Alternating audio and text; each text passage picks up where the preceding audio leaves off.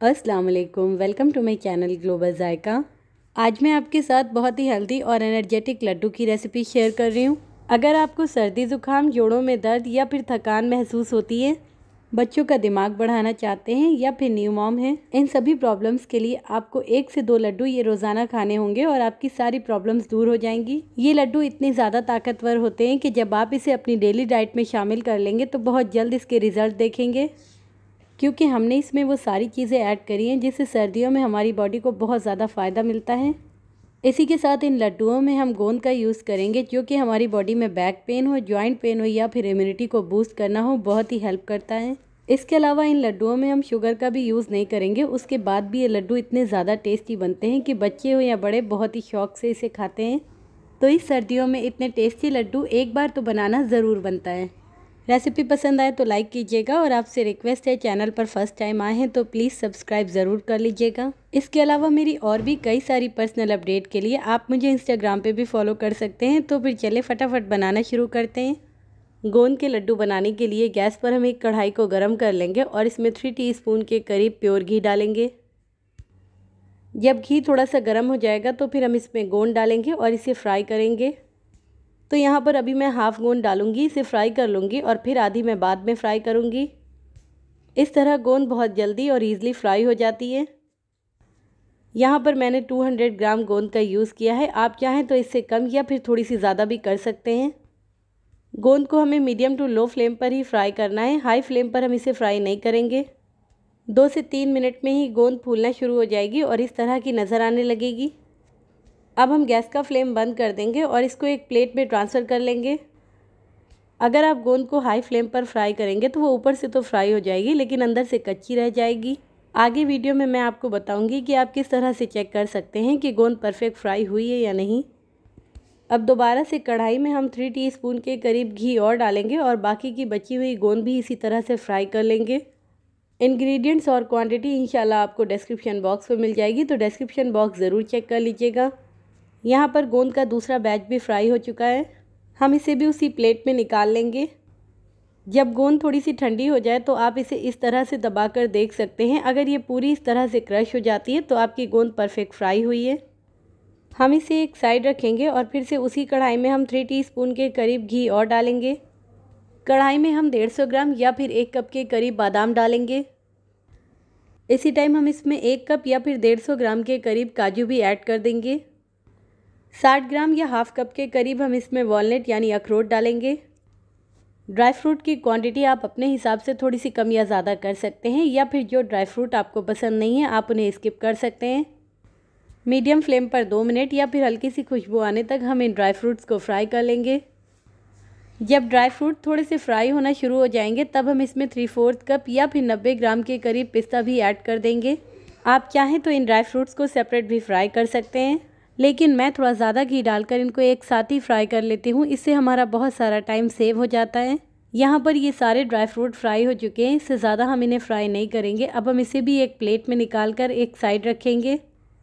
कढ़ाई में जो ये घी बच गया है इसी में हम 1 कप के करीब किशमिश डाल देंगे और इसे भी फ्राई कर लेंगे। 2 से 3 मिनट के बाद किशमिश भी फ्राई हो चुकी थी और जब किशमिश फ्राई हो जाती है तो वो इस तरह से फूल जाती है। हम इसे भी बोल में निकाल कर एक साइड रखेंगे। अब इसी कढ़ाई में हम 2 कप या फिर 100 ग्राम के करीब ताल मखाने डालेंगे। 2 टेबलस्पून के करीब हम इसमें प्योर घी डालेंगे और मीडियम टू लो फ्लेम पर इसे क्रिस्प होने तक फ्राई कर लेंगे। यहाँ पर ताल मखाने भी फ्राई हो चुके हैं, हम इसे भी निकाल कर एक साइड रखेंगे और फिर से इसी कढ़ाई में हम 1 टीस्पून के करीब घी और डालेंगे और फिर हम इसमें घिसा हुआ सूखा नारियल डालेंगे। इस तरह ग्रेट की हुई गरी का टेस्ट इन लड्डुओं में बहुत अच्छा लगता है, तो आप इसे ज़रूर डालिएगा। गरी को भी हम 1 मिनट के लिए लो फ्लेम पर भून लेंगे। यहाँ पर नारियल को भी हमने अच्छे से भून लिया है, इससे ज़्यादा हमें इसका कलर चेंज नहीं करना है, वरना फिर लड्डुओं का टेस्ट ख़राब हो जाएगा।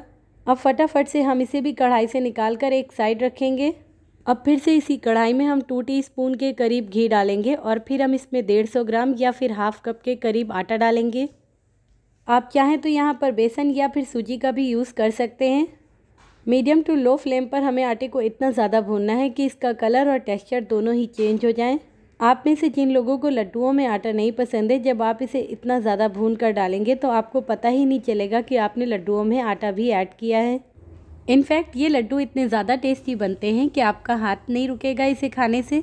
आटे को भूनते वक्त इसमें घी मुझे थोड़ा कम लग रहा था, तो मैंने इसमें 1 टेबलस्पून के करीब घी और डाला है। मीडियम टू लो फ्लेम पर 4 से 5 मिनट हमने आटे को भूना और यहाँ पर आटा परफेक्ट भून चुका है। आप आटे का कलर और टेक्सचर देख सकते हैं, बिल्कुल सूजी की तरह दानेदार यहाँ पर आटा हो चुका है। अब हम इसे भी प्लेट में निकाल कर एक साइड रखेंगे। यहाँ पर सारी चीज़ें हमारी फ्राई हो चुकी हैं और रूम टेम्परेचर पर आ चुकी हैं। नारियल और आटे को छोड़कर हम सारी चीज़ों को दरदरा सा मिक्सर में ग्राइंड कर लेंगे। इन सारी चीज़ों को हमें फाइन ग्राइंड नहीं करना है, कोर्सली ग्राइंड करना है। अगर आप किसी बुज़ुर्ग के लिए ये लड्डू बना रहे हैं तब नारियल के साथ सारी चीज़ों को आप बिल्कुल बारीक ग्राइंड कर लीजिएगा। तो पहले हम इन सारी चीज़ों को ग्राइंड कर लेते हैं और फिर आगे का प्रोसेस शुरू करते हैं। अब हम इसी में ये आटा और नारियल भी मिक्स कर देंगे। इसी के साथ 1 टीस्पून हम इसमें हरी इलायची का पाउडर और 1 टेबलस्पून पिसी हुई अदरक यानी सोट का पाउडर भी हम इसमें ऐड कर देंगे। सोट डालने से ये लड्डू ईजिली डाइजेस्ट हो जाते हैं और ये हमारी बॉडी के लिए बहुत ज़्यादा फ़ायदेमंद भी होती है। अगर आप न्यू मॉम हैं तो फिर सोट की क्वांटिटी को और बढ़ा सकती हैं। अब हम इन सारी चीज़ों को बहुत अच्छे से मिक्स कर लेंगे और फिर इसे एक साइड रखेंगे। गैस पर हम फिर से वही कढ़ाई गरम कर लेंगे और फिर हम इसमें 2 टीस्पून के करीब घी और डालेंगे। ये घी का हमारा लास्ट यूज़ था। इन लड्डुओं को बनाने के लिए हमने 400 ग्राम के करीब प्योर घी का यूज़ किया है। आप चाहें तो घी की क्वांटिटी को थोड़ा सा कम या ज़्यादा भी कर सकते हैं। अब कढ़ाई में हम 300 ग्राम के करीब जैगरी यानी गुड़ डालेंगे। गुड़ को हमने छोटे पीसेस में कर लिया है, इससे ये बहुत जल्दी मेल्ट हो जाएगा। अगर आप गुड़ का यूज़ नहीं करना चाहते हैं तो फिर यहाँ पर 400 ग्राम के करीब आप चीनी का यूज़ भी कर सकते हैं। अब हम इसमें 1/4 कप के करीब पानी डाल देंगे और इसको मीडियम टू लो फ्लेम पर मेल्ट कर लेंगे। गुड़ को मेल्ट करने के लिए हम गैस का फ्लेम बिल्कुल भी हाई नहीं करेंगे। साथ ही आप इसमें थोड़ा सा पानी भी ऐड ज़रूर कीजिएगा। अगर आप इसमें पानी नहीं डालेंगे तो फिर हमारे लड्डू बहुत ज़्यादा हार्ड बनेंगे। तो यहाँ पर 3 से 4 मिनट के लिए हमने गुड़ को मीडियम टू लो फ्लेम पर पकाया और ये पूरी तरह से मेल्ट हो चुका था। जब ये इस तरह से पकने लगे तो हमें इससे ज़्यादा इसे नहीं पकाना है। अब हम गैस का फ्लेम बंद कर देंगे। चाशनी हमारी रेडी हो चुकी है। अब इस गरम गरम चाशनी को हम सारी चीज़ों में मिक्स कर लेंगे। इस तरह से हम सेंटर में थोड़ा सा स्पेस कर लेंगे और फिर एक स्ट्रेनर की हेल्प से हम इस चाशनी को छान कर डालेंगे। वैसे तो जो गुड़ हमने यूज़ किया वो बिल्कुल साफ़ था, लेकिन कभी कभी गुड़ में थोड़ी सी खिसका भी रहती है। तो इस तरह से आप चाशनी को छान कर डालें और नीचे की बहुत थोड़ी सी आप छोड़ दें। अब चाशनी के साथ हम इन सारी चीज़ों को फटाफट से मिक्स कर लेंगे।